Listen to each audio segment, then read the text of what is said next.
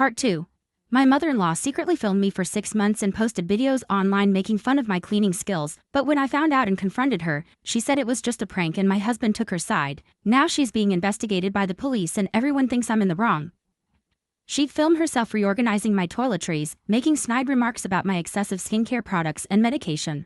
In one particularly violating video, she went through my nightstand, holding up personal items while giggling to the camera about how her poor son must be so unsatisfied.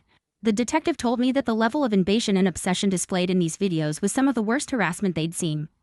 Even worse, she'd been posting edited versions of these videos in private Facebook groups, sharing them with her friends and family members who'd been leaving hateful comments. Some of Jake's relatives I'd never even met were watching and mocking my private life.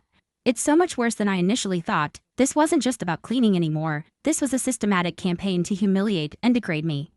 Jake's reaction to all this has been devastating. When the restraining order was granted, he packed a bag and went to stay with his mother. He said I was tearing the family apart and that I should have handled this privately. But how can you handle something privately when it's already been broadcast to millions of people online? My lawyer says we have a strong case for criminal charges of cyberstalking and illegal recording. Sarah's TikTok account has been suspended, but copies of her videos are still circulating. I've had to take time off work because people keep recognizing me as that messy nurse from the videos. The support from my family and friends has been incredible. My sister helped me change all the locks, and my coworkers have been defending me against the online trolls who found my social media accounts. Still, I can't help but feel lost. How did my life turn into this nightmare? Update 2. The past week has been a whirlwind. Sarah was arrested yesterday for violating the restraining order. She showed up at my workplace trying to apologize but ended up causing a scene in front of patients and staff. She was screaming about how I'd ruined her life and destroyed her family. Security had to escort her out. Jake finally called me after the arrest. My heart leapt when I saw his name on my phone, foolishly hoping he was calling to check on me, to finally take my side. Instead, his voice was cold and accusatory. "You need to drop the charges," he demanded without even saying hello. "Mom's a mess. She's crying constantly, saying her life is ruined. How could you do this to her?" I couldn't believe what I was hearing. How could I do this? "Jake, she invaded our home, violated my privacy, humiliated me online. She's your mother-in-law." He cut me off. She was trying to help in her own way. "You're being vindictive." Vindictive? My voice cracked. "Jake, she filmed our bedroom. She went through my medical records. I don't care," he shouted. "She's my mother. If you don't drop these charges immediately, I'm filing for divorce. I can't be married to someone who would put my mother in jail." I fell silent, tears streaming down my face. In that moment, everything became crystal clear. All these years, I'd been trying to win the approval of a woman who would never accept me, supported by a husband who would never choose me. "You know what, Jake?" I said, my voice steadier than I expected. "Go ahead and file. I'd rather be alone than married to someone who thinks this level of abuse is acceptable." He scoffed.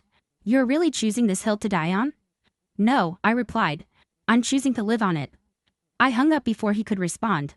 Yes, I was heartbroken, but I also felt strangely relieved. His reaction to all this had shown me exactly who he really is, a man who would always prioritize his mother's feelings over his wife's safety and dignity. The investigation revealed even more disturbing details than we initially imagined.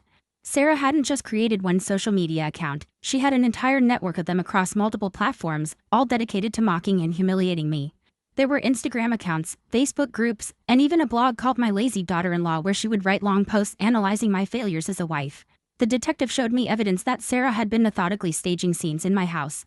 She would deliberately pull clothes out of drawers to make it look messier, leave dishes out that I had already cleaned, and even sprinkle dust in areas I had just wiped down.